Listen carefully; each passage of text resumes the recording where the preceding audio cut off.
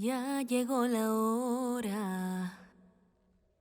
Solo la verdad de lo que soy, lo oscuro de mi esencia, marcas que avergüenzan, cosas que me cuesta entender por no quererlas y combatirlas.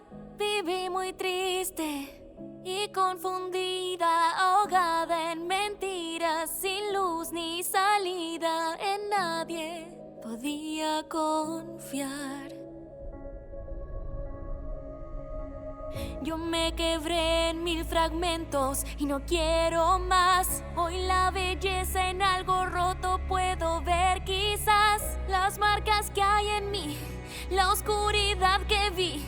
Hallé mi voz real y este es el sonido. Y los colores que hay en mí yo quise ocultar, porque a la luz de la verdad no iban a brillar. Debajo del dolor encuentro lo mejor, la voz del corazón, nuestras voces juntas.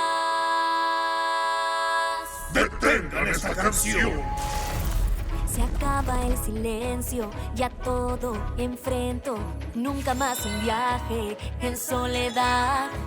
Lograron los demonios entrar al territorio y entendí que sola ya no estoy. Cobardes, blandas y mentirosas, en nada heroicas y poderosas. Me cansa pensar que ya